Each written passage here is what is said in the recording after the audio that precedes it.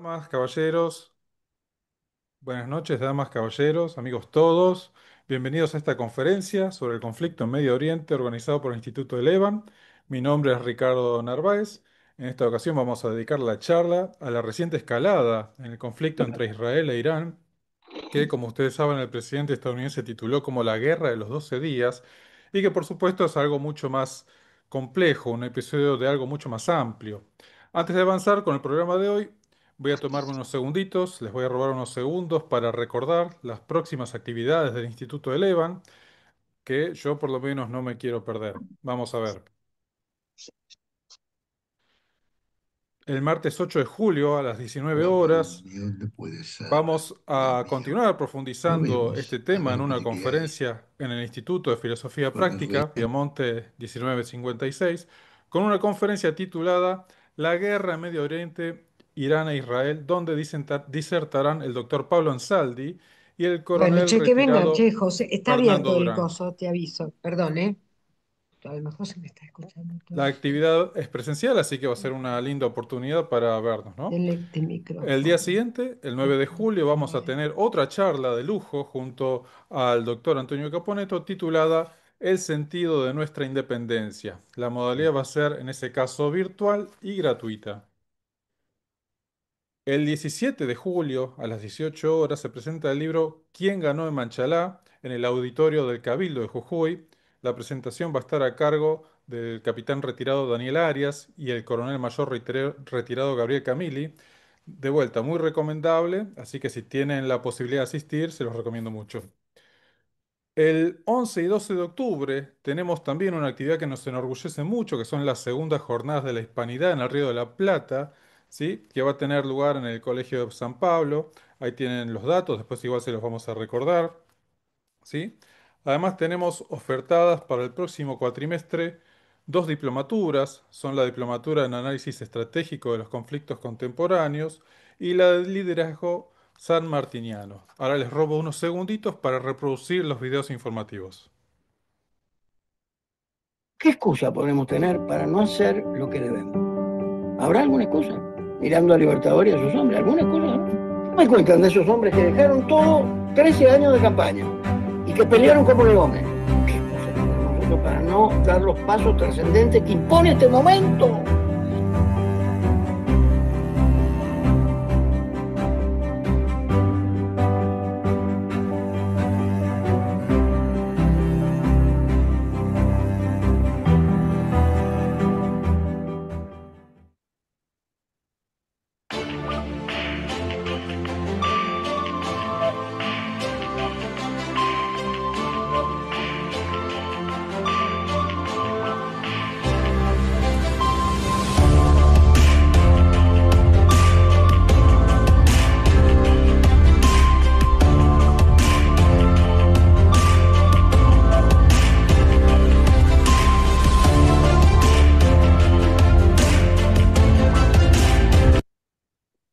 Bueno, para todas estas actividades pueden consultar, inscribirse, amenazarnos, los que gusten, en elevanargentina@gmail.com, ¿sí? Ahí nos escriben, nos ponen en el asunto y les damos trámite, ¿sí?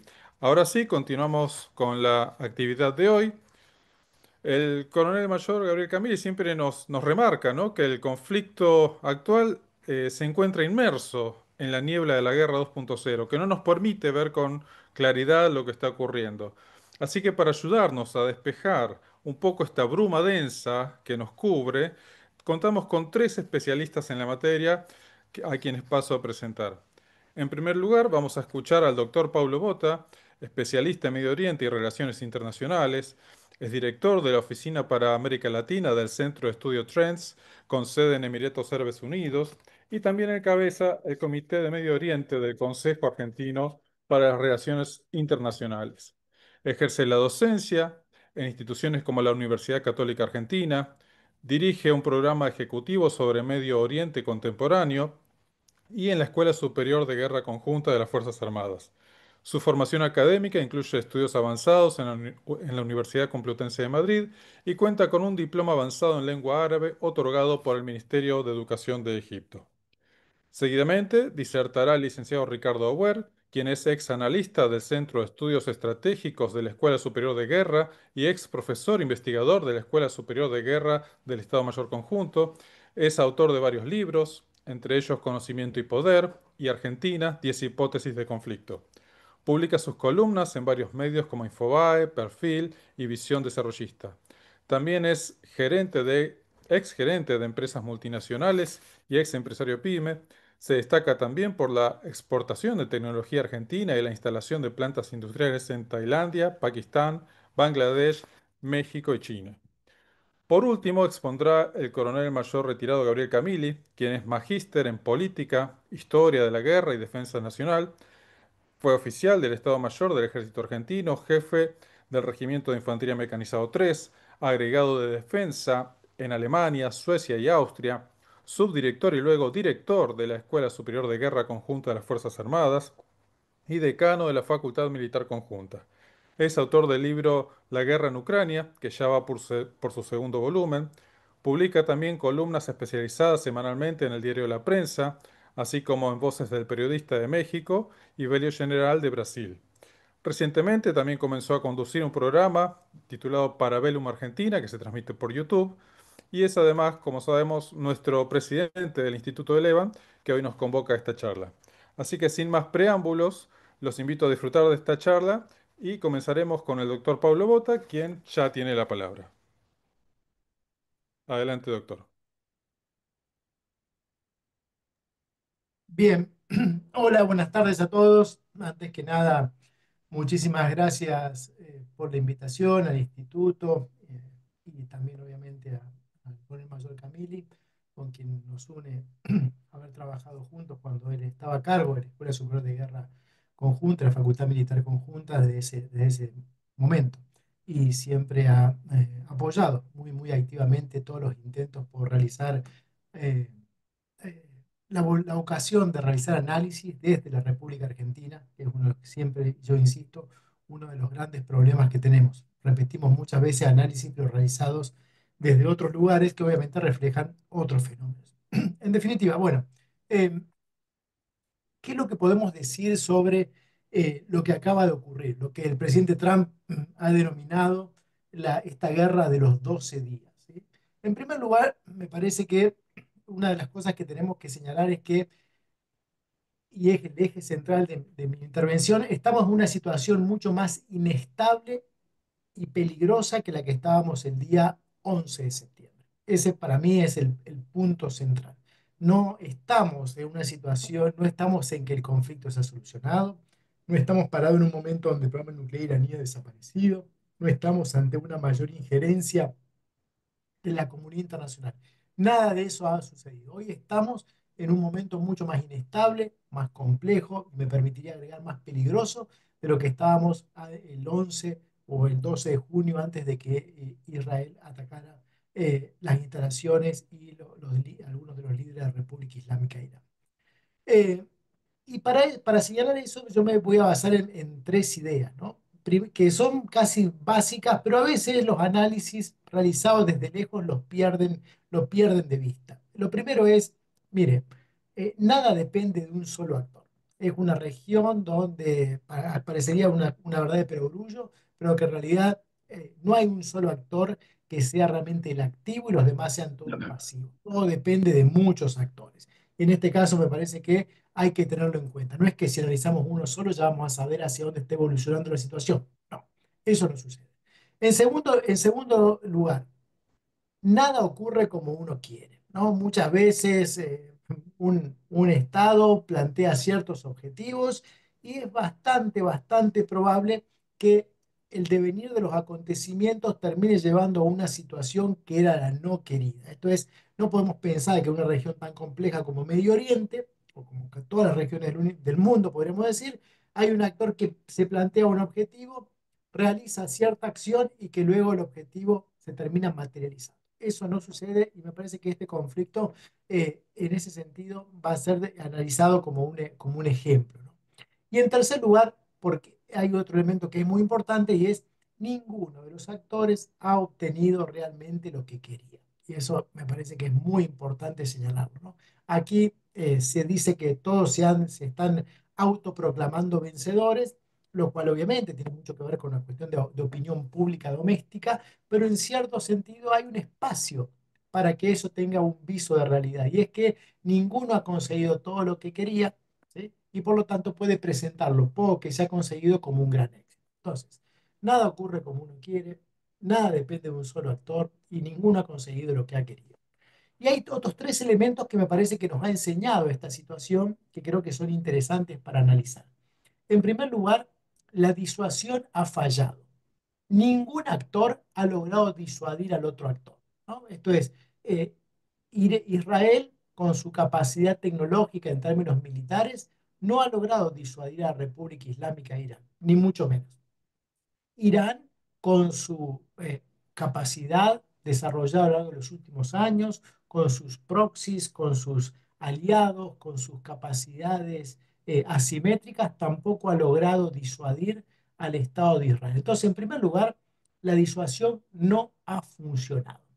En segundo lugar, ¿qué podemos decir acerca de lo que ha sucedido? Yo trato de centralizarme en elementos más bien generales y analíticos, porque como decía Castellani, lo que está pasando ya pasó, ¿no? Entonces tenemos que fijarnos en cuestiones más generales que nos permitan luego tener esos elementos para analizar la situación en Medio Oriente.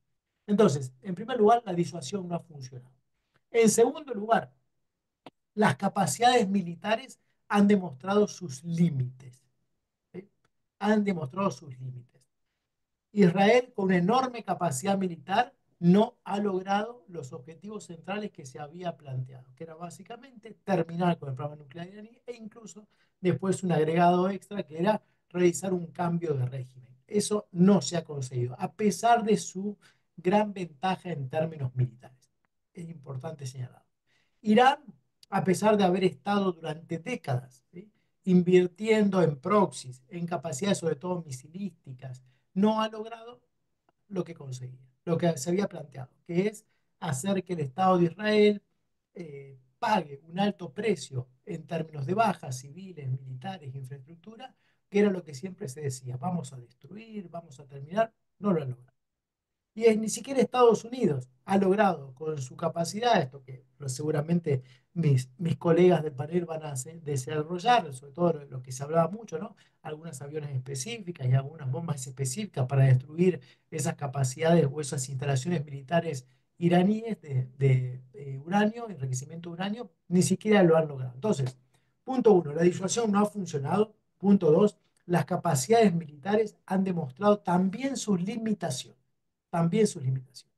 Y en tercer lugar, y creo que también es otro elemento que viene a fortalecer esa tesis que señalaba acerca de que estamos en un momento mucho más peligroso, es ninguno de los actores cree realmente en la diplomacia. Ese me parece que, a pesar de lo que se diga de la boca para afuera, ninguno de los actores realmente considera que la salida diplomática es lo mejor que puede pasar. Entonces, estamos en una situación muy paradójica, muy peligrosa, ¿no? La disuasión no funciona, se usa el instrumento militar, pero no alcanza, y luego tampoco se cree en la diplomacia. Y por lo tanto, estamos en una especie de gran limbo en términos estratégicos, ¿no? ¿Dónde está parado hoy la región de Medio Oriente? Lo que sí podemos decir, a pesar de esos elementos, es que hay una serie de, yo diría, puntos que nos pueden, que nos ayudarían a realizar mejores análisis de cara al futuro, que uno lo que siempre quiere.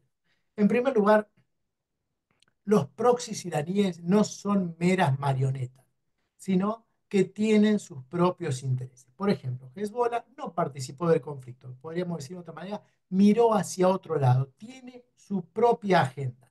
Los hutíes llegaron a un acuerdo con los Estados Unidos para no atacar a buques norteamericanos.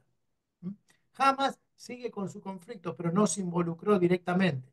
Las milicias iraquíes hicieron algo que sería por la galería, ¿sí?, para la foto, pero no se metieron. Y eso contradice uno de esos presupuestos que a veces de manera muy superficial se señala diciendo, no, Irán tiene un montón de proxy, esos proxy hacen lo que quieran. Bueno, eso es un presupuesto, pero no es la realidad. Y lo hemos visto acá, ¿no? Cada uno de esos proxies tiene su propia agenda y lo ha demostrado.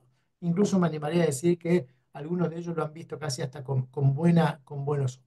El segundo, elemento que también a veces un gran presupuesto en análisis, que a veces tienen algún grado, yo diría más bien de superficialidad. Y es, a pesar de que el líder supremo y el sector clerical son muy relevantes, lo cierto es que hay una clara militarización de las élites dirigentes iraníes. De hecho, si uno pues, simplemente se fija, es a quienes atacaron los israelíes en su primer momento. ¿A los clérigos? No, atacaron a los jefes militares, a los jefes de los guardias de seguridad, los sistemas de seguridad, sistemas de inteligencia, Fuerzas Armadas. ¿Por qué? Porque ahí reside el poder en Irán hoy. Los clérigos hicieron la revolución, los clérigos han gobernado, pero cada vez más, yo diría en los últimos 20 años o 15 años, si usted quiere, hoy cada vez los militares tienen más poder en Irán. Estamos mucho más cerca de ser una república pretoriana que una república islámica, una república clerical, ¿no? Hoy, 11 de los 33 gobernadores en Irán han sido miembros de los Pasdarán, ¿sí? 20 de los, o 25 de los 290 miembros del Parlamento son miembros de los Pasdarán. Cuando digo miembros de los Pasdarán, no estoy diciendo que son, para nuestra terminología, subtenientes, tenientes, ¿no? No estamos hablando de coroneles, generales, esos son los niveles de los cuales forman parte del Parlamento. Y si después uno toma solamente el órgano ejecutivo del Parlamento, que tiene 18 miembros, 10 son miembros de los padres. O sea, el que lleva el día a día la agenda del Parlamento, incluso el portavoz del Parlamento, es el ex jefe de la Fuerza Aérea de los padres. Entonces hay un claro ejemplo, una militarización. Se sigue repitiendo los clérigos, el sistema de los clérigos, el régimen de los clérigos, pero el que repite eso realmente, mire, tiene que actualizar su GPS. Eso no está pasando hoy en día en Irán, ¿no? Y en tercer lugar, otro elemento que es muy importante es cuando se habla del chiismo, la importancia que tiene el chiismo en Irán, la relevante que es la religión, la media luna chiita, etcétera, etcétera, etcétera. Pero si uno ve realmente, yo diría lo siguiente, la religión, el chiismo, es necesario para entender algunas decisiones de política exterior, pero no es suficiente. El discurso iraní hoy en día, si el primer discurso que da Khamenei después de finalizado el conflicto, habló más veces de la religión iraní, perdón, de la nación iraní, que de la religión islámica. ¿Por qué? Porque hay un creciente nacionalismo que siempre estuvo en Irán, pero hoy resulta muy claro, ¿no? El chiismo son referencias, pero son referencias a veces culturales, pero eso no explica las decisiones. Quien piense que Irán toma decisiones basadas pura y exclusivamente en consideraciones religiosas, básicamente lo que va a hacer es no entender y ni haber nunca entendido de qué se trata la República Islámica de Irán. Lo religioso está ahí, pero hay muchos elementos que son preislámicos, muchos elementos nacionalistas que hoy en día están apareciendo, ¿no? Por ejemplo, resulta muy claro que nadie quiere, una buena parte de la población no quiere a la República Islámica, pero eso no significa que vayan a apoyar a alguien del exterior, ¿sí? Porque ese sentimiento nacional es muy fuerte en Irán. Entonces, los proxies no son meras marionetas, los clérigos son importantes, pero cada vez hay una militarización más clara. El tema del shiismo y la religión es importante, pero los intereses nacionales son incluso mucho más relevantes para entender lo que está sucediendo. Tomando en cuenta eso, me atrevería a agregar un elemento más que también forma parte de esos presupuestos que a veces se repiten, pero que luego en el conflicto que acabamos de ver, realmente han demostrado que no son suficientes para entender la realidad. Eran preconceptos que luego se han chocado con la realidad. Y es que Estados Unidos estaba en retirada de la región de Medio Oriente. Pues no lo está, ¿no? Estados Unidos, incluso con las dificultades, con los problemas, pero ha intentado, sobre todo una presidencia tan personalista como la de Trump, ser un eje ordenador. Y eso me parece que es otro elemento central, ¿no? Ni China ni Rusia hoy intentan, ni siquiera se puede vislumbrar que sean ejes coordinadores en la región de Medio Oriente. Sigue siendo una región fuertemente, además, dependiente de las políticas de Washington. O incluso los otros actores lo que hacen es reaccionar a las políticas de Washington. En definitiva, tenemos una situación un poco más compleja, no tan clara como teníamos antes en el pasado. Tenemos una situación donde realmente hay nuevos desarrollos, nadie ha logrado lo que quería. Tenemos una situación donde esa simplificación tampoco ayuda. Creo que hay dos preguntas que deberíamos estar mirando o dos temas que deberíamos estar mirando. Y es, en primer lugar, hoy Irán está más cerca o podría estar más cerca de desarrollar un arma nuclear de lo que estaba hace un mes? Mi pregunta creo que sí. Básicamente porque hoy sí tiene una vocación de avanzar hacia eso. ¿Por qué? Porque no tiene casi excusas. Pero, y ese es el gran pero que vemos ahí, el segundo tema al cual quiero hacer referencia es lo siguiente. Cuando el régimen iraní tiene que poner en la balanza entre su supervivencia y cualquier otra cosa, no lo duda. Su supervivencia siempre es el norte. Y lo hemos visto, ¿no? Y entonces, en este sentido, uno puede decir, mire, realmente está más cerca de la bomba, está más cerca, tiene más voluntad, posiblemente que sí, pero la gran base de negociación es su continuidad. Nunca, de ninguna manera, Irán o el régimen iraní o los que toman decisiones en nombre en Irán van a priorizar algo que no sea su propia supervivencia. En definitiva, estamos en una situación muy compleja. Hay que quitarse algunas visiones simplistas para acercarnos a la realidad y por otra parte entender, como decía al inicio, que nada ocurre como a veces los actores lo ven. Hay que ver esas tendencias y desde aquí, de la República Argentina, hay que tomar nota. ¿Y qué notas tomaría yo como argentino? Estamos en un mundo cada vez más militarizado, estamos en un mundo cada vez menos institucionalizado, estamos en un mundo donde cada vez el derecho internacional se respeta menos, estamos en un mundo cada vez más competitivo y esos son los datos en los cuales conforman nuestro contexto. ¿Sí? Desconocerlo porque no nos gusta, desconocerlo porque no nos resulta cómodo, es verdaderamente suicida. Tenemos que tomar nota de la experiencia de los demás para ordenar nuestras políticas en base al contexto internacional. Y creo que eso es un poco lo que nos ha enseñado el conflicto de Irán. Paro aquí agradeciéndole para dejar a mis colegas que continúen. Muchas gracias. Muchas gracias, Paulo. Clarísimo, como siempre, cortito y al pie. Ahora, bueno, le damos la palabra a Ricardo Bauer entonces. Bueno, muchas gracias por la invitación siempre, Gabriel y todo el Elevan.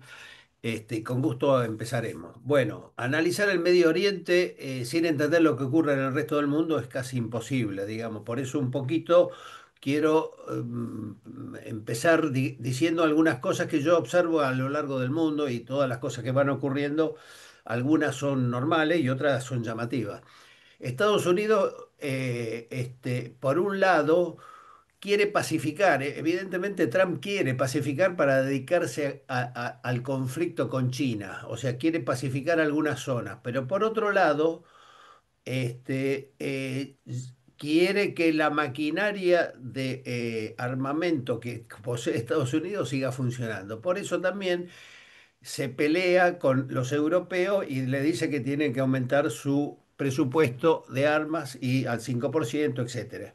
O sea que simultáneamente adopta las dos posiciones, la guerra y la paz.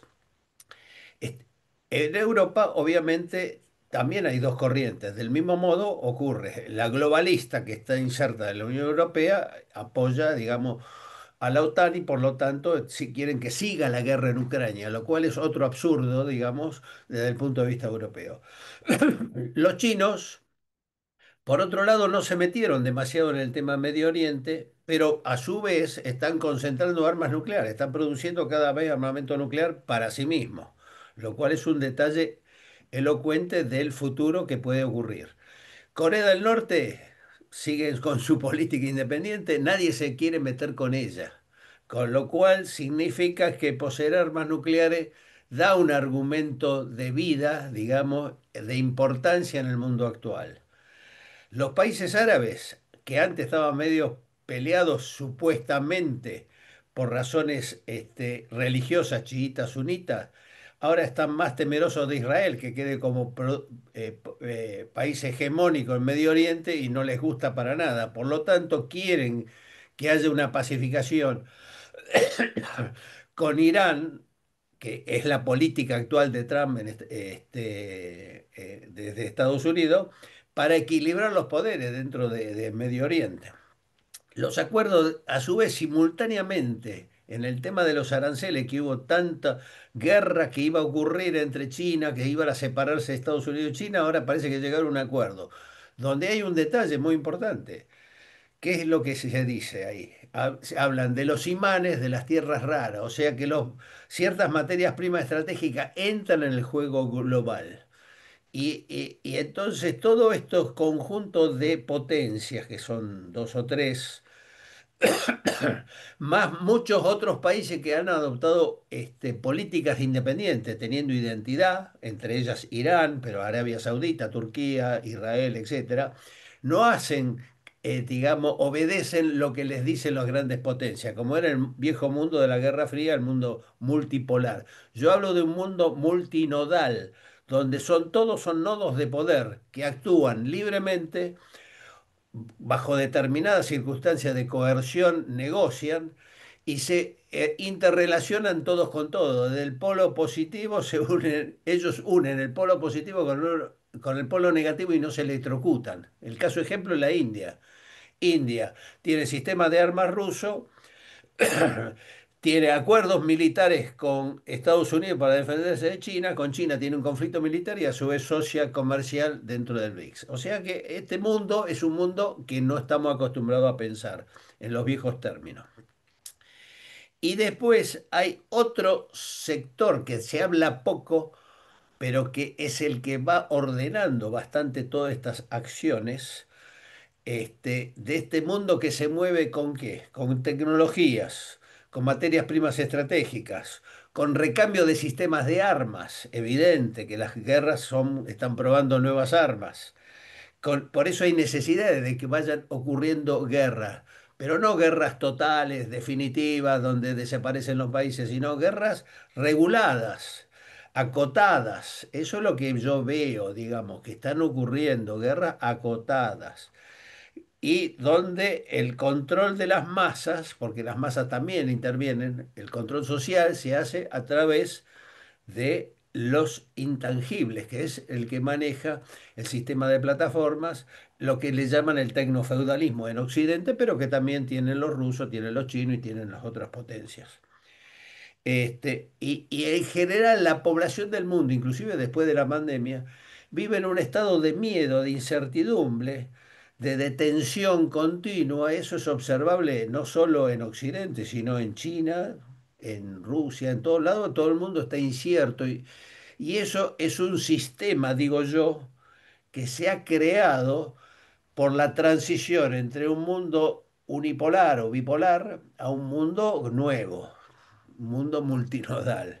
Y por lo tanto, no hay claridad, bien expresada por Pablo anteriormente, de qué cosas pueden ir ocurriendo, pero hay determinadas pautas que son las que son realmente importantes.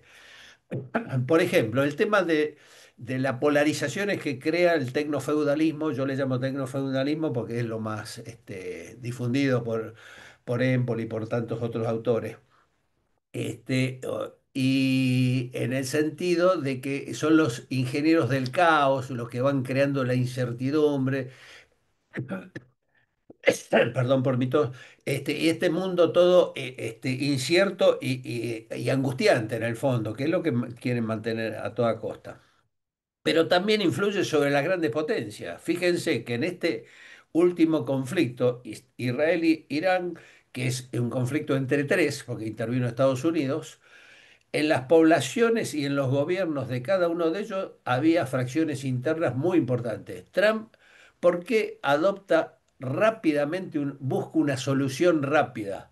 Sea cierto o no que destruyó las centrífugas y el uranio 60% y todo lo demás. Nadie sabe si eso ocurrió o no. Esta es la realidad, salvo algunos ahí adentro.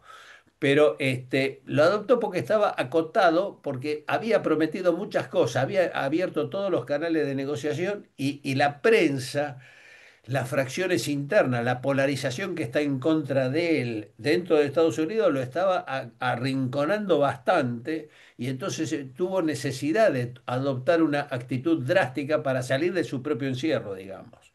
En Israel no es poco lo que ha ocurrido en cuanto a las polarizaciones internas que hay dentro de Israel. O sea, el ministro de Netanyahu es acusado continuamente de que mantiene la guerra simplemente porque si termina la guerra lo van a poner preso. Y en Irán ocurre exactamente lo mismo. Todos los famosos equipos del Mossad que están dentro de Irán diciendo dónde vive cada general y cada científico, en verdad son todos iraníes que son los que están en contra del régimen de los mulás, de los ayatolás y que estaban cansados de muchos temas internos. O sea que este mundo vive en un continuo fraccionamiento, pero donde hay dos cosas que funcionan más o menos ciertas.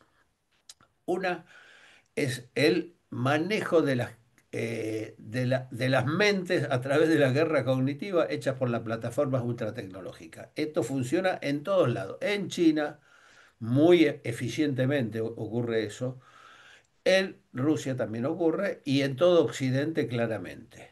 Entonces, eso es una cosa que funciona en forma global y que es el que mantiene todo este sistema de incertidumbre continuada que es el que permite como pinza trabajar el otro gran negocio que todo el mundo critica, pero funciona en todos lados igual, que es el sistema de del complejo, los complejos militar empresario que ocurren en todas partes del mundo. En Estados Unidos, más que evidente, porque están todas las grandes firmas, Raytheon, General Dynamics, Lockheed Martin, etcétera, que son las que después contribuyen con su sistema de armas no solo a Estados Unidos, sino en Europa, Israel y el resto del mundo.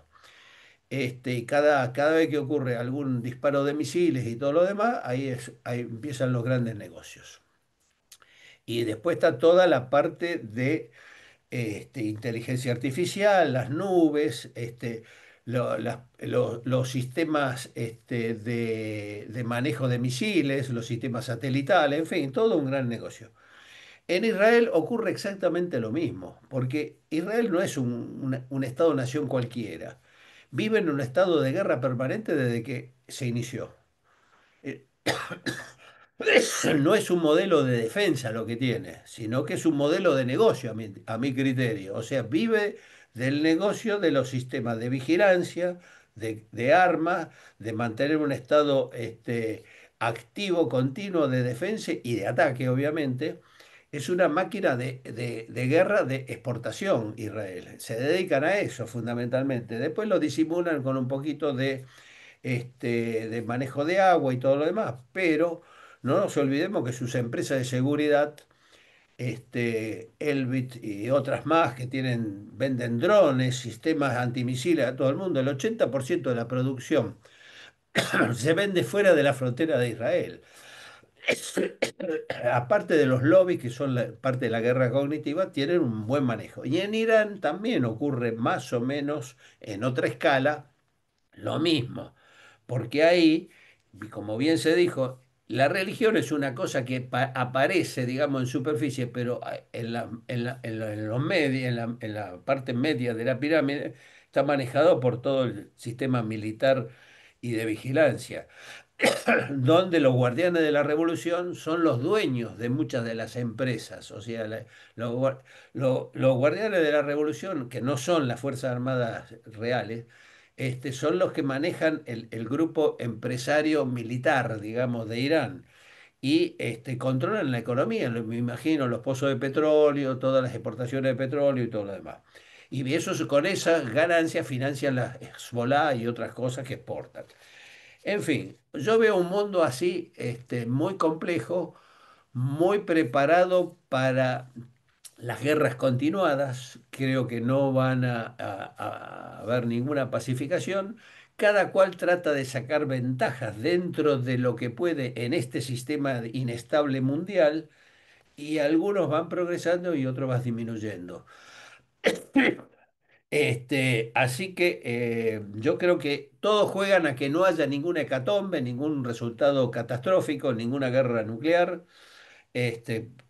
sino que tratan de que todo el mundo crea que la paz es posible, pero más o menos, y después siempre las guerras van a ir continuando, por lo menos durante un periodo donde las necesidades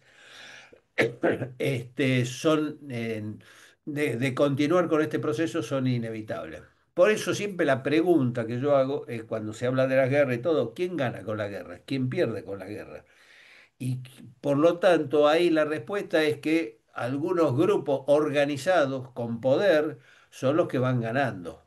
Y está el sistema financiero, que es el que alimenta tanto a las ultratecnológicas y a los grupos empresarios militares. Porque el sistema financiero siempre está atrás de todo esto, porque fíjense que no es casualidad que todos los estados del mundo tienen déficit. No sé cómo hacen, pero no solo Argentina. Argentina, inclusive, desde el punto de vista per cápita, no es tan grande, aunque es grave porque nosotros no tenemos muchas posibilidades de resolverlo. Pero otros países tienen grandes déficit fiscales que se renuevan continuamente y esas ganancias financieras de los intereses que ganan van a parar a esos dos lugares hoy en el mundo. Van a parar a las ultratecnológicas y a las corporaciones militares. O sea que esto es un sistema que está todo no claro para el conjunto de la población, en la cual se habla mucho de la posibilidad de pacificación, pero los sistemas están armados para que el negocio en última instancia continúe a grandes rasgos y que la población se mantenga tranquila, dormida, acostumbrada a seguir siguiendo todas las redes y que no se ocupe demasiado del tema y se lo deje a los grandes ganadores de la cosa. Lo veo así, y estoy dispuesto a que me pregunten los que quieran. Muchas gracias, Ricardo. Bueno, la pregunta la vamos a dejar para el final para cualquiera de los tres. No sé si alguno de ustedes dos se tiene que ir, si no, yo No, sigo no. adelante. Esperan. Bueno, como voy a compartir pantalla con ustedes,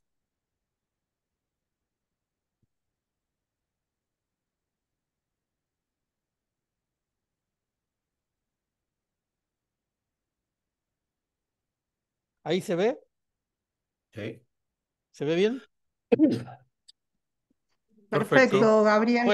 Bueno, el asunto, como habrán visto, el diseño del panel tenía la intención de que haya tres enfoques, pero bueno, no van a ser demasiado distintos, sino que hemos sido complementarios y en el final coincidimos, ¿no? Yo voy a pasar de largo varias cosas que tenía pensada que ya la dijeron Paulo y Ricardo, así que vamos a empezar, un enfoque mío va a ser más desde el punto de vista militar. Pero bueno, ningún enfoque, voy a seguir esta línea para que ustedes tengan una breve introducción, un poco de historia y algo más, la voy a pasar muy rápido porque quiero entender que ustedes saben de qué se trata, cómo fue el desarrollo de esto que sucedió llamado la Guerra de los 12 días, cosas que debemos observar en estos días, sumadas a las cosas que dijeron recién tanto Ricardo como Paulo, y propuestas para la Argentina. Le voy a hacer un link con la Argentina, lo que yo me pondría en mi condición de asesor de estrategia militar y le diría a las autoridades, ¿no? Que si la quieren escuchar, que lo escuchen. Si no. Muy bien, primero que nada, encontré en la cantidad de información que estoy manejando y que se manejó esto que me parece que es central y en el tema militar o en el tema en general, ¿no? En cualquiera de los temas que se abordan desde el punto de vista militar no puede estar reñido con la geografía. Lo nuestro es geopolítica, ¿no? Y geoestrategia. Esto traído al terreno. Bueno, quiero que vean este videíto a ver si se ve bien.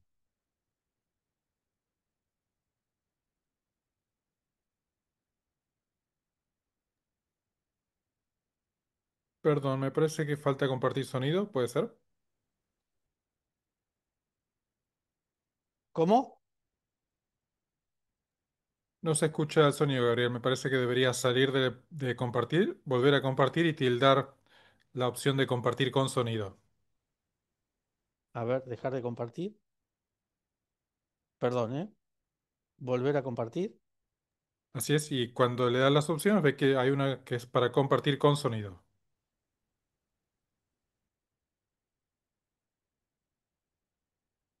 No, no. ¿Vos no lo tenés el video por ahí? Sí, sí, en un segundito lo A ubico ver, y lo comparto yo. No se preocupe. dale. Perdonen la descoordinación técnica.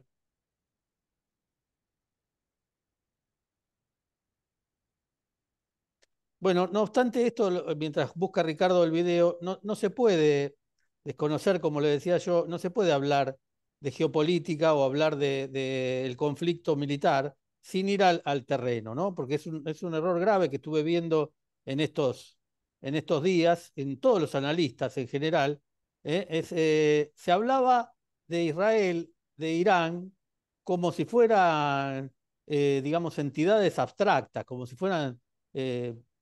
no se toma dimensión de lo que estamos hablando. Por eso me pareció muy útil el video que vamos a pasar. Si ya está, por Ya favor. lo tengo listo. Ahí lo Perdóname, comparto. gracias. Dale. No, por favor.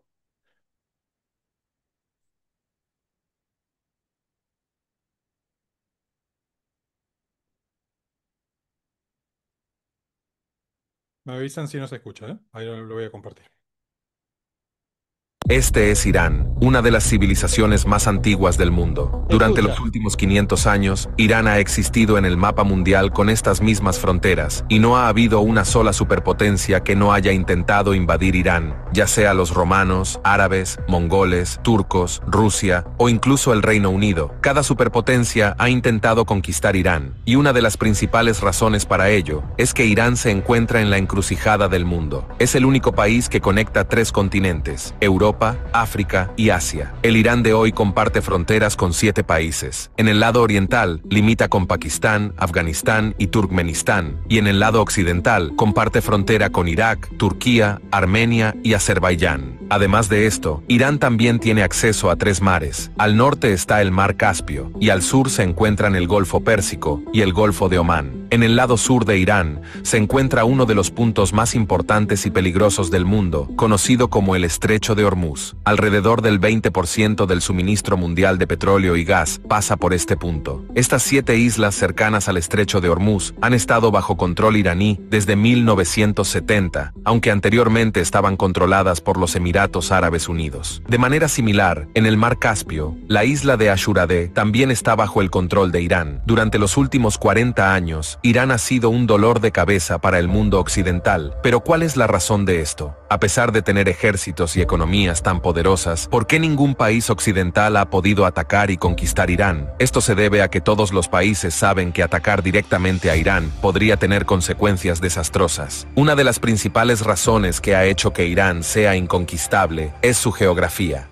Primero, entendamos la geografía de Irán. En los lados sur y oeste de Irán se encuentra la cordillera de los Montes Zagros. Esta cordillera se extiende a lo largo de la costa de Irán hasta Irak, y finalmente Turquía en el oeste. Proporciona a Irán una excelente protección natural contra invasiones extranjeras. Toda esta área es muy rocosa y extremadamente difícil de atravesar. Los Montes Zagros beneficiaron enormemente a Irán en 1980, cuando Irak invadió Irán. El plan de Irak era primero capturar la provincia rica en petróleo de Juzestán y luego avanzar hacia la parte central de Irán para tomar el control de las principales ciudades iraníes y aplastar la revolución iraní, porque todos los países árabes estaban preocupados de que los efectos de la revolución iraní pudieran extenderse al resto del mundo árabe. Sin embargo, en los 2 años siguientes, los ejércitos iraquíes solo pudieron llegar a Juzestán. Hicieron muchos intentos de cruzar los Montes Zagros para tomar el control de Irán, pero no tuvieron éxito. Finalmente, el ejército iraní empujó a las fuerzas iraquíes de regreso y entró en Irak, pero luego se enfrentaron a problemas de suministros, ya que, mientras que el ejército iraquí podía obtener fácilmente suministros de sus ciudades, el ejército iraní tuvo muchas dificultades para obtener suministros de armas, porque los principales depósitos y ciudades de Irán estaban al otro lado de la cordillera de los Zagros. Por esta razón, después de 8 años, la guerra terminó sin ningún resultado, y no hubo cambios en las fronteras de ninguno de los dos países. De manera similar, en el lado norte de Irán, A lo largo del mar Caspio se encuentra la cordillera de los Montes Alborz, que protege a Irán desde el norte. Estas montañas no solo brindan protección natural, sino que también son extremadamente ricas en recursos naturales. Estas cadenas montañosas son una fuente rica de uranio, plata, oro y zinc. Irán también tiene las mayores reservas de zinc del mundo. Esta geografía se volvió aún más valiosa a principios del siglo XX, cuando se descubrieron enormes reservas de petróleo y gas cerca del Golfo Pérsico. Hoy en día, Irán posee el 10% del petróleo mundial y el 15% de las reservas totales de gas natural del mundo. Otra característica geográfica que le da protección a Irán es su costa de 2.500 kilómetros de longitud, que toca dos mares. Bandar Abbas, el puerto más grande de Irán, está a solo 70 kilómetros de uno de los puntos más importantes del mundo, el Estrecho de Hormuz. Este punto de estrangulamiento es también el mayor apalancamiento geopolítico de Irán hoy en día. Si Irán bloqueara este punto utilizando su armada, la economía global colapsaría, ya que el 15% del suministro energético mundial pasa por aquí para llegar a Asia y Europa. Ahora, incluso si alguien lograra cruzar esta costa y las dos cordilleras montañosas y entrar en Irán, se enfrentaría a la segunda mayor barrera, los desiertos de Lut y Kabir. El desierto de Lut es conocido como el lugar más caliente de la Tierra, porque en 2005 se registró aquí una temperatura de 70 grados Celsius. Debido a esta geografía dura y poco usual, conquistar Irán siempre ha sido casi imposible. Pero en el mundo de hoy, otro factor que hace a Irán tan poderoso es su estrategia geopolítica. Primero, si miramos la demografía de Irán, su población es de alrededor de 90 millones, de los cuales el 95% son musulmanes chiitas, alrededor del 62% de la población es persa, el 16% son azeríes, el 10% son kurdos, y el 12% restante son baluches, lures, árabes y pueblos túrquicos. Antes de la revolución chiita de 1979, Irán era un país liberal y un aliado muy fuerte de los Estados Unidos en la región. Las relaciones eran tan cordiales que Estados Unidos solía suministrar aviones militares a Irán, pero después de la llegada del imán Khomeini, toda la dinámica geopolítica cambió. Te sorprendería saber que antes de 1979, Irán e Israel tenían muy buenas relaciones. De hecho, Irán fue el segundo país de mayoría musulmana en reconocer a Israel en 1948. Sin embargo, cuando el imán Khomeini llegó al poder, expresó un fuerte apoyo a los palestinos y declaró a Israel como el enemigo número uno de Irán. Teherán cortó todos los lazos diplomáticos con Israel, canceló todos los vuelos hacia Israel y convirtió la embajada israelí en Teherán en la embajada palestina. La primera consecuencia de esto fue que las relaciones de Irán tanto con Israel como con los Estados Unidos comenzaron a deteriorarse. Pero este deterioro no se limitó solo a Israel y a los Estados Unidos. Todos los estados árabes alrededor de Irán se habían puesto en alerta después de la revolución chiita. Temían que la ideología de Irán pudiera extenderse a los estados árabes y perjudicar sus monarquías, ya que la mayoría de estos estados árabes eran monarquías. Esta fue la razón por la cual todos estos estados árabes apoyaron colectivamente a Saddam Hussein en 1980 para atacar a Irán. Ahora Irán también comenzó a darse cuenta de que, si quería sobrevivir, necesitaría propagar su ideología a otros países. Debido a que había numerosos países árabes entre Irán y su mayor enemigo, Israel, y estos estados árabes estaban fuertemente en contra de Irán, tuvo que encontrar una manera de amenazar a Israel a pesar de la distancia. Esto llevó a Irán a comenzar a apoyar a grupos que eran anti-israelíes o antisionistas, como Hamas en Palestina, Hezbollah en Líbano, la Brigada Fatemiyun en Siria, Al-Badr en Irak y los hutíes en Yemen. Toda esta red se llama el Eje de la Resistencia, y a través de esta red, Irán ejerce presión no solo sobre Israel, sino también sobre los países árabes, obligándolos a pensar 1000 veces antes de tomar cualquier medida contra Irán. Un ejemplo reciente de esto es que cuando Israel comenzó a bombardear Gaza, Hezbollah en Líbano lanzó misiles contra Israel, y los hutíes yemeníes comenzaron a atacar barcos israelíes y estadounidenses que pasaban por el Mar Rojo con drones. Esta estrategia de guerra por poder ha hecho que Irán sea bastante peligroso. Dado que estamos hablando de estrategia de guerra, es importante mencionar aquí la tecnología de drones de Irán. En enero de 2024, cuando los hutíes lanzaron continuamente ataques con drones contra contenedores que pasaban por el Mar Rojo, Francia usó un misil tierra-aire Aster 15, que costó $1 millón, para derribar un dron Shahed yemení, que solo costaba $20.000. Irán suministra estos drones a los hutíes yemeníes y han ganado tal notoriedad que incluso Rusia está utilizando estos drones iraníes en la guerra contra Ucrania. Ucrania. Según un informe de 2022 del Mando Central de los Estados Unidos, Irán posee el arsenal de misiles balísticos más moderno y extenso de todo el Medio Oriente. Todos los misiles de Irán tienen un alcance de hasta 2.000 kilómetros. En resumen, si consideramos la geografía de Irán, su estrategia de guerra por poder y su tecnología de drones, a pesar de las sanciones occidentales sobre Irán y su economía oficial relativamente pequeña, Irán parece ser un país con grandes incertidumbres en cuanto a su potencial, ya sea el programa nuclear de Irán, la financiación de sus redes por poder o su tecnología de misiles. Hay muchas áreas grises sobre Irán que hacen que los países occidentales sean tan reacios a lanzar un ataque directo contra él. Por ejemplo, si consideramos el hecho de que dos de los puntos estratégicos del mundo, el Estrecho de Hormuz y Bab el-Mandeb. Bueno, esto me ahorró, digamos, me ahorra un montón de, es muy claro, me ahorra un montón de explicaciones. ¿Volvimos a ver la exposición ahí? Sí. ¿No? Creo que es muy importante tener esta visión. Perdón. Otra cuestión que no se dijo y no puedo dejar de decirla porque en los análisis militares nosotros tenemos que tener en cuenta todos los factores. Y tiene que ver con decisiones que se toman desde la Argentina también, ¿no? La dimensión religiosa del conflicto, que no voy a abordar hoy porque es una cuestión sumamente compleja y que no deberíamos dejar de tener en cuenta, y sí prometo que en algún otro momento lo vamos a hacer. La dimensión religiosa del conflicto entre Irán, Israel y está Jerusalén en el epicentro. Como dice acá este artículo periodístico que acabo de recortar, el reciente agravamiento de la tensión entre Israel e Irán ha vuelto a encender alarmas internacionales. Sin embargo, interpretar este conflicto exclusivamente en clave geoestratégica o militar sería un error. La disputa entre estos dos países contiene una dimensión profunda, simbólica y religiosa que rara vez se analiza con el rigor necesario. Es una guerra que se libra también desde el plano sagrado. No podemos dejar de analizarlo y tenerlo en cuenta. Y están allí en Jerusalén representadas, y para las tres religiones monoteístas más importantes representa Jerusalén un valor simbólico y escatológico importante que hay que tenerlo en cuenta en los análisis, no dejarlo de lado, por lo menos yo. Después la Argentina, como decía Paulo recién, nosotros no podemos mirar este conflicto de cualquier manera, porque nosotros tuvimos coletazos y tenemos coletazos de este conflicto. Esto es un solo ejemplo, ¿no? Lo acaecido en la AMIA y lo acaecido en la Embajada de Israel no puede dejar de desconocerse o dejar pasar así tranquilamente. Simplemente esta es mi introducción.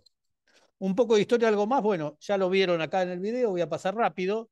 Por un lado tenemos un actor que es Israel y la construcción del Estado de Israel, como dijeron los dos expositores anteriores, es compleja.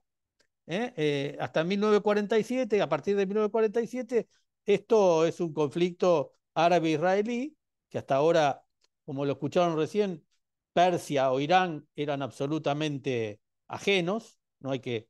Pero hay un punto, hay un momento donde los dos factores confluyen, que ahora lo vamos a ver.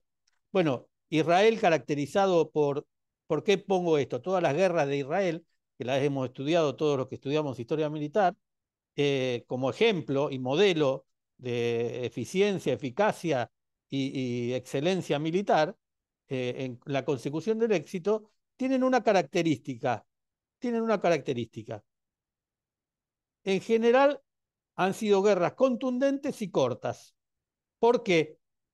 Desde mi punto de vista, porque Israel no se podía permitir hasta el día de la fecha grandes guerras de largo alcance, cuestión que se está vulnerando ya desde octubre pasado, es un elemento para tener, octubre del año pasado, ¿sí? Entonces, sostener esta guerra por mucho tiempo en un país pequeño, mucho más pequeño que Irán, que vimos recién, que es la potencia territorial número 17 en el mundo, nosotros somos la octava o la séptima, de acuerdo a cómo la contemos, es un país grande, Irán, y Israel un país pequeño con la característica hasta ahora, para mí, dentro de mi análisis, de guerras cortas y deben resolverlas rápido. Son solo 7 millones de habitantes. Irán son 90 millones. Todo esto se tiene que tener en cuenta a la hora de analizar. Bueno, la historia, la guerra de Yom Kippur, los acuerdos de Camp David, no voy a entrar en eso, las distintas intifadas, hasta que en 1979 acá se empiezan a alinear los planetas, o a chocar los planetas, sería más preciso, cuando, como dice el video, sucede la revolución islámica que derroca al Shah Reza Pahlavi.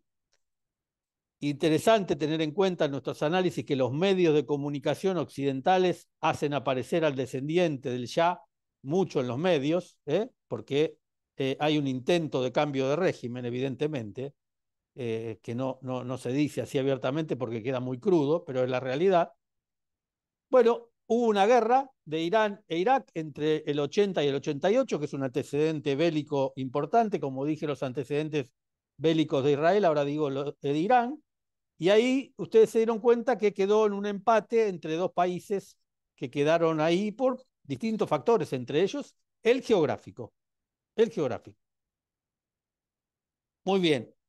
Después, avanzando, Irak pasa a ser un enemigo de Occidente también, con distintos tipos de manifestaciones, se suceden las guerras, y Estados Unidos y gran parte de Occidente interviene en esta guerra en forma importante y en la única forma de resolución final de del conflicto armado, con todos los dominios en juego. Desde Escudo del Desierto a Tormenta del Desierto, que el escudo fue la fase defensiva, hasta Tormenta del Desierto, ustedes no van a dejarme mentir, se necesitaron 6 meses y la movilización de tropas, medios, jamás vista desde la Segunda Guerra Mundial. Ahí tienen la operación Tormenta del Desierto, donde intervinieron todos los países aliados a los Estados Unidos con tropa, con armamento y con muchos medios a disposición para lograr derrotar a Irak. Lo lograron rápidamente con una supremacía tecnológica en recursos interesantes, pero para que observemos, ahora van a entender por qué digo esto. Bueno, como dice acá, Irán e Israel han estado enfrentados por décadas, pero siempre ha sido una guerra en la sombra, digamos, era con la guerra proxy o la guerra por, digamos, por aproximación, ¿no? Ninguno directamente, hasta estos días que hemos visto, perdón. Muy interesante tener en cuenta lo que se vio en el video, cómo llevó hasta ahora la guerra con el eje de la resistencia, ¿no? ¿Cómo se llevó a cabo? Con el eje de la resistencia. El eje de la resistencia dentro de la estrategia norteamericana israelí fue ir con el tiempo, a lo largo de estos años, ir debilitando, de acuerdo a mi entender, a todos los participantes del eje de la resistencia. Si ustedes van viendo, en cadena fueron cayendo, ¿sí?, los distintos enemigos, como si fuera una cosa coordinada. Yo creo que es una cosa pensada y coordinada. Tanto Hamas como Hezbollah, como la misma Irak o Siria, lo último muy evidente, la caída de Bashar al-Assad, ¿sí? Y la puesta, digamos, en el gobierno de un hipotético y anterior enemigo, ¿no? Entonces acá también entra esto de Hezbollah y la yihad islámica y la Argentina, ¿no? Entonces tenemos que tener en cuenta esto que sucedió y lo que está ahí. Ahora, esta guerra, ¿cómo se vino desarrollando? No terminó, yo creo que esto fue una batalla dentro de la guerra. Tenemos las primeras experiencias de la guerra ciber que se desarrolló en este terreno. Ellos, los israelíes y los norteamericanos, le infiltraron el primer virus en las central de Natanz, ya en la primera década del año 2000. En ese momento gobernaba Ahmadinejad y reconoció el cierre de la central y culpó a Israel y a los Estados Unidos de que le metieron un virus en la central, ¿sí? de procesamiento. Principio del 2000. La guerra es una continuidad. Otra cosa que aprendí hace muchos años del doctor Paulo Botta, que me lo rescató esto hace mucho tiempo, me lo dijo y yo lo adopté. El programa nuclear iraní es una cuestión de Estado. Lo que yo estoy mostrando acá es un billete muy antiguo, bastante antiguo, de la revolución o anterior. También ya era un programa de Estado, creo que con el Shah. Como ustedes ven acá, ¿se está viendo el cursor que estoy mostrando? Hay un símbolo en un billete, como si nuestro billete de 1.000 pesos, ¿no? Que tenemos el gatito, el leoncito. Bueno, acá tienen el símbolo atómico, ¿está? El símbolo atómico. Entonces, el programa nuclear es un programa instalado como una política de Estado. Tan política de Estado como, gracias a Dios, lo es la política de Estado argentina, ¿no? Pero esto lo traigo a colación para que analicemos, no es un invento ni nada por el estilo. Otras maneras que se vinieron sucediendo fue ataques con drones. Esto del dron, si uno era un observador militar y tenía idea, esto ya existía, ya venía tanto en agua como en aire, ¿no? Esto era una producción importante y sigue siendo. Y bueno, y acá le listo, que no lo voy a leer todo, pero desde el año 2000 hasta ahora, una cantidad de acciones ofensivas entre uno y otro que están básicamente, ustedes después lo pueden buscar en internet, todo esto fue un trabajo de investigación que yo hice, distintas operaciones. Ataques aéreos quirúrgicos, que se llamaron por Israel Midnight Hammer, fue el nombre de la operación, en la fecha 21 al 22 de julio del 2025, los actores fueron Estados Unidos con las bombas GBU-57 y los israelíes que hicieron todo el resto de los apoyos y atacaron Fordow, Isfahan y Natanz. El resultado, un éxito técnico parcial, como decíamos recién, sin impacto en el uranio y las centrifugadoras. Más acciones, acá tienen un montón de acciones, no las voy a leer todas, después se las doy para que las lean. Y llegamos a el día fatídico que todos ustedes conocen, este ataque en la franja de Gaza, los límites de Gaza, ¿no? El 7 de octubre del 23, donde acá se revoluciona en forma importante Medio Oriente. Bueno, los ataques, las respuestas iraníes, las respuestas fueron cruzadas todo el tiempo, ¿no? Ataque a los generales, mueren generales iraníes en Damasco. El 13 de abril, el famoso antecedente del 24, ataques iraníes con drones y misiles, que los dos se agredieron, digamos, aparentemente. Bueno, la muerte del primer ministro Raisi, que algunos la acusan de accidente y otros la acusan de atentado. Acá ya entramos en el terreno de lo posible, pero complica más el panorama. Y lo que yo les quiero decir desde el punto de vista de la guerra, hoy se habla del multidominio. ¿Qué es multidominio? En principio era la guerra en tierra y mar, ¿sí? Atenas, Grecia, Roma, Esparta, Napoleón, ¿sí?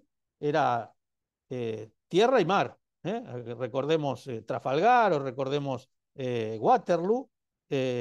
Hasta ahí no había otro dominio. Los dos dominios eran el mar y la tierra. Avanza la tecnología, aparece el dominio aéreo, aparece el globo aerostático, aparece después el avión, y después podemos recordar adecuadamente la Primera Guerra Mundial, el Barón Rojo, y aparece el medio aéreo como determinante. Ya podemos hablar después de la Segunda Guerra Mundial, el binomio tanque-avión, ¿no? Y ya aparece, se complejiza en la década del 30 los tres dominios. Después tenemos el dominio, aparece el dominio espacial, el espacio, ahí ven los satélites. El satélite ya en la Guerra de Malvinas va a tener importancia porque los norteamericanos le van a pasar a los ingleses las coordenadas de nuestras tropas y de nuestros barcos, de nuestras naves.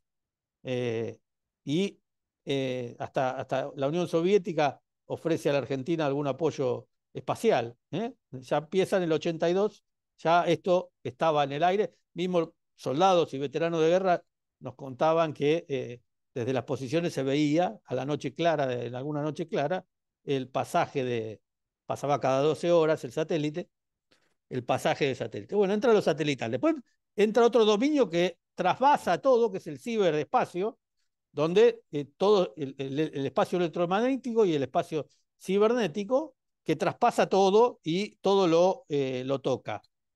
Y después, como se nombró acá, el último dominio, que es el más importante y el que está presente y estuvo presente, es el dominio cognitivo o el dominio por la mente que llega hasta el celular de cada uno o hasta el televisor o el iPad de cada persona con la información, y acá entró a jugar en esta guerra.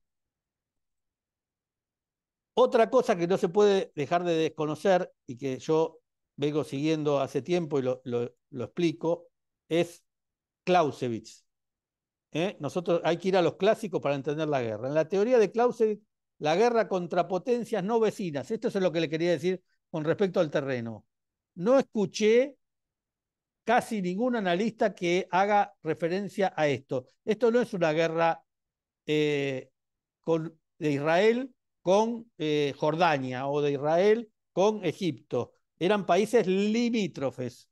Bueno, yo sabía que lo había leído y empecé a buscar y encontré en el libro de Clausewitz de la guerra, él lo llamó la guerra lejana, de países que no eran limítrofes. La guerra es un instrumento político, por lo tanto su naturaleza y objetivos están intrínsecamente ligados a los objetivos políticos. Por eso hay que tener en cuenta en este análisis esto de Clausewitz. La distancia geográfica entre las potencias en conflicto no cambia esta premisa fundamental, pero sí introduce consideraciones que muchos no han tenido en cuenta sobre la logística, el alcance de las operaciones, la necesidad de mantener líneas de comunicación y suministro para todos, para uno y para otro, para Irán y para Israel. El filósofo prusiano enfatiza que la guerra en su esencia es un duelo a gran escala. Bueno, este duelo a gran escala lo estamos peleando con una pared de por medio, para decirlo en criollo. En este duelo, cada parte busca imponer su voluntad sobre la otra, como sigue haciendo esto. La guerra es un acto de fuerza cuyo objetivo es obligar al enemigo a que haga nuestra voluntad. Esta es la idea central en todos los conflictos y se aplica en las guerras cercanas y en las lejanas. ¿Y qué me quiere decir con esto? ¿Por qué da tanta vuelta? Porque en esta guerra, ¿por qué quedó así, como decía tanto Ricardo como Pablo, inconcluso? ¿Por qué? La guerra contra potencias no vecinas presenta desafíos adicionales, la logística y los suministros. Acá, los aviones para esa gran operación que realizó Estados Unidos e Israel tuvieron que ser abastecidos por grandes abastecedores de combustible de la flota de la OTAN. Intervino Europa. Nadie lo dice. La distancia geográfica, como se darán cuenta, por sentido común, estamos hablando de casi 1.700 kilómetros de separación con 3 países entre medio. Mantener líneas de suministros eficientes complica la cuestión. El apoyo político y público es muy importante en las dos guerras, en los dos países y en el Occidente, ¿no?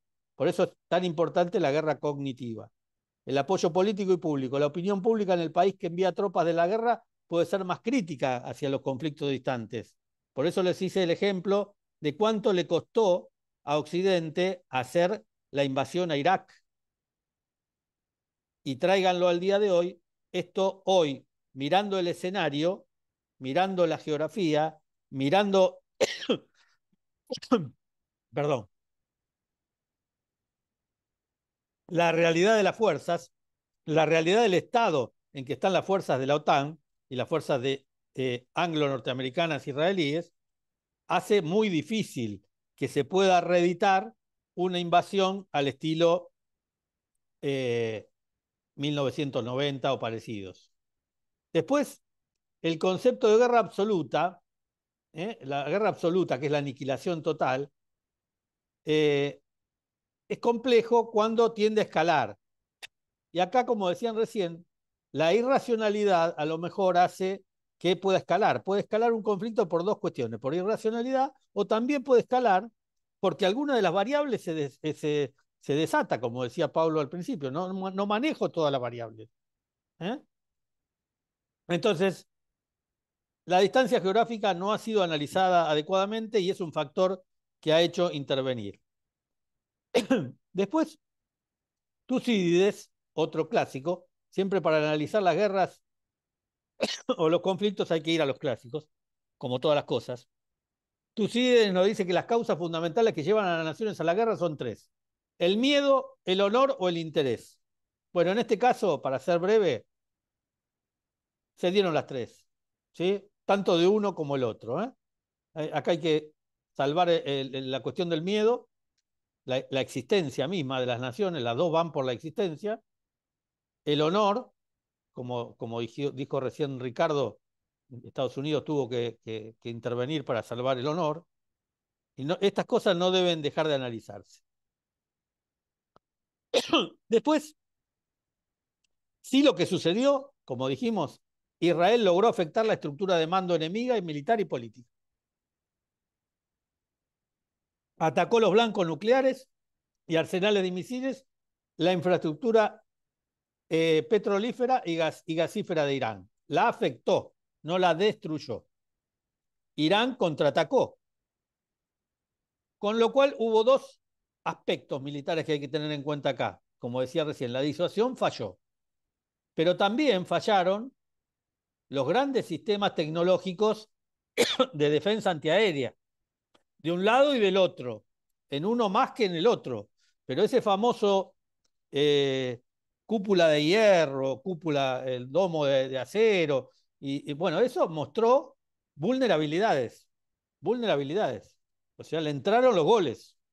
En el marco de los dominios modernos, estas acciones militares que hemos visto durante estos 12 días se desarrollaron, a mi entender, en el dominio aéreo, aviones, espacial, hubo gran apoyo espacial, el ciberespacio, ahora les voy a mostrar un ejemplo interesante, y el electromagnético, del cual podemos sacar experiencia. Por eso tenemos que analizar el conflicto, porque es interesante.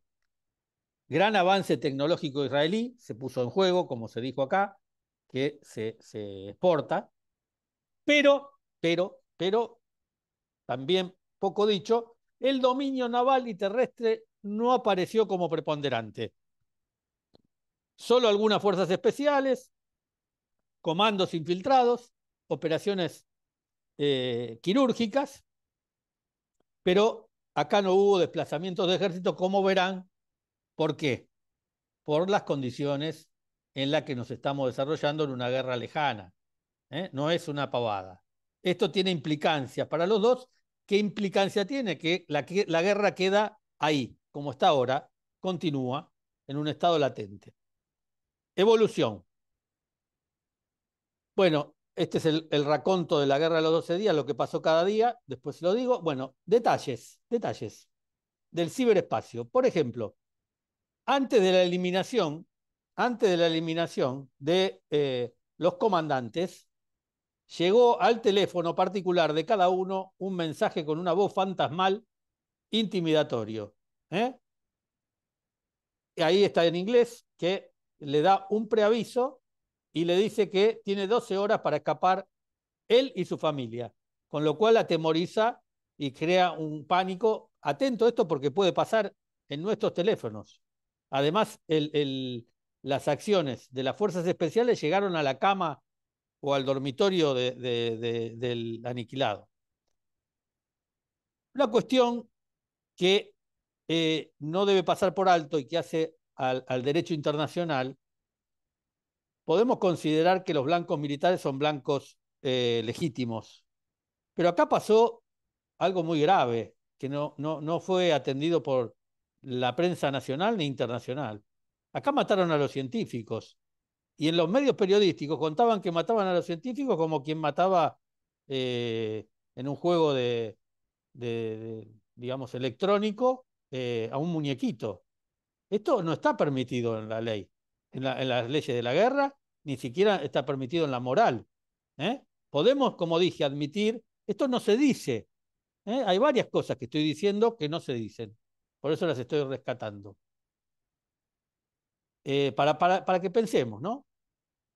Los objetivos de Israel eran claros, uno históricos, el fin del programa nuclear iraní, perdón, cambio de régimen, esto no se dice, pero se veía, por eso le digo la aparición del hijo del ayatolá dando vueltas por los medios, arrastrar a Estados Unidos a una guerra con Irán. Pero la urgencia no tenía que ver con el programa nuclear, creo yo, es una apreciación mía, sino con el posible éxito de las operaciones y las negociaciones de Estados Unidos con los iraníes en Omán. Netanyahu terminó exitosamente esas negociaciones con el ataque y mató al científico negociador. Consecuencias contraproducentes para ambos. No hizo mucho daño al programa iraní, como dijeron los antecesores a la palabra. Irónicamente, hizo probable que los halcones iraníes, porque las internas en cada gobierno existen, abogan por armas nucleares. Hoy tienen como licencia para hacerlo. Y aumentó la ira, hay muertos civiles, hay muertos, esto aumenta la ira y el odio. O sea, nada mejoró, como decía antes Paulo, ¿sí? Las operaciones ofensivas, le decía, entraron y después es muy importante tener en cuenta que Israel impuso restricciones en los medios de comunicación. Hubo censura importante y la hay todavía, también en Irán, por supuesto. Eso es cuestión a tener en cuenta. ¿Por qué digo estas cosas? Porque nos puede suceder todas estas cosas. Ahí tienen otra característica, la geolocalización de los ataques hizo que medio Irán, la mitad de Irán, por la característica de los medios aéreos y los medios misilísticos, de ninguna de las partes haya sido atacada por la ubicación geográfica en la que se encontraba. Ahí está. Medio Irán quedó fuera del alcance probable, con lo cual es dable pensar que muchas de las cosas, entre ellos los objetos, digamos, termonucleares, fueron transportados hacia el interior del país, como lo haría cualquier persona. Las capacidades ofensivas iraníes fueron desplegadas también, comenzaron con misiles balísticos relativamente viejos para agotar las defensas israelíes y después empezaron con los misiles hipersónicos que manejan y aparentemente también derribaron algunos F-35 que no se dice porque es un golazo en contra para toda la industria armamentística occidental. Israel estableció sí el control aéreo sobre Teherán, pero a gran distancia, y dependió del reabastecimiento de combustible, como dije recién, de las fuerzas aéreas europeas, que tampoco se dice nada. Estados Unidos y los aliados podrían detener los ataques si quisieran, pero no lo hicieron. Como verán, en el EVAN nosotros tenemos una gran cantidad de especialistas y no quiero dejar de mencionar, como recién están los dos antecesores en la palabra, el coronel Fernando Durán, que tiene en cuenta estas cuestiones y las publica semanalmente. Y quiero rescatar de toda la valiosa información que nos da Durán 2 puntos. El poder aéreo por sí solo no decide nada. Como decía recién yo, necesita la guerra así por cohetes y por misiles y por drones, termina ahí. La decisión se logra cuando la infantería pisa el terreno. Y acá es difícil, tanto para uno como para el otro, por lo que vieron anteriormente. Por eso me detuve en el video. La Fuerza Aérea iraní no existió, es una lección importante. Pusieron en estos años su carga en la defensa antiaérea y pusieron su carga en, digamos, pero ¿qué pasó? Aprendieron. como decíamos recién, y esto no terminó. Ahora están negociando la compra del avión chino. Ya aprendieron para la próxima. ¿Está? Entonces ahora vamos a tener en los próximos años dominio aéreo. Bueno, voy cerrando. Las ironías legales internacionales, como les dije, el doble estándar nuclear, ¿sí? El Estado armado nuclearmente, Israel, atacando a otro Estado aparentemente no nuclear. Israel adquirió armas clandestinamente, material nuclear de Estados Unidos, o sea que para algunos está permitido y para otros no. Lo que yo digo, la constante doble vara que nosotros la sufrimos con Inglaterra constantemente, la doble vara. ¿Eh? O sea, Irán ejerce derechos bajo el Tratado de No Proliferación Nuclear, bajo inspección internacional. Y los convenios de Ginebra prohíben atacar personal civil, como le dije yo, e instalaciones nucleares. Y acá se hizo y se publicó y se dijo. Y la prensa aplaude. Una cosa de locos. Realmente nadie lo dice. Implicaciones para la guerra de Ucrania. Como ustedes saben, seguimos el conflicto. Acá esto indirectamente está todo conectado. No es que es una guerra mundial por partes, ¿no? Las cuentas de municiones de Estados Unidos están sobregiradas, digamos, ya esto está, no hay capacidad de producción. No hay armamento para abastecer tanto Ucrania como Israel, por eso había que terminar rápido o con una cosa o con la otra. Y Israel indudablemente tuvo prioridad. Y esto erosiona las defensas ucranianas, porque todo lo que le saco a uno se nota, digamos, está balanceado, no hay. Los recursos materiales son finitos, no son infinitos. ¿Sí? Entonces, en principio, la disuasión, ¿qué es? Esto que dijo Pablo, que coincido que no existió. La disuasión es lo que dice acá abajo en amarillo. Significa que yo puedo hacer daño, tengo la capacidad de hacer daño, tengo el misil para atacarte, me creen que tengo capacidad para hacer daño, me creen que lo tengo, y digo que puedo hacer daño. Esto es la comunicación. Esto se perdió entre las dos partes. No hay disuasión. Ya los dos saben hasta dónde puede llegar cada uno. Y lo peligroso de esto, con este gráfico, quiero decirle que el mundo, como decía Ricardo y Paulo, el mundo está peligrosamente difícil. ¿Por qué? Porque ya lo vengo analizando con el tema de Ucrania y ahora acá. Todos los tratados internacionales referidos al control de armamento nuclear volaron por el aire. Me dio una gran satisfacción que el presidente Trump se comunicara con el presidente Putin en su momento, porque volvió a establecer el teléfono rojo, que estaba roto con Biden. Entonces, esto es otra cuestión que agrava el conflicto, gravemente. Las potencias nucleares no quieren que otros entren al club. Se creen con derechos. Entonces, esto es un problema gravísimo. 9 potencias nucleares, 9 países tienen armamento nuclear. Entre ellos Rusia, Estados Unidos, Francia, Inglaterra, Pakistán, la India, Israel.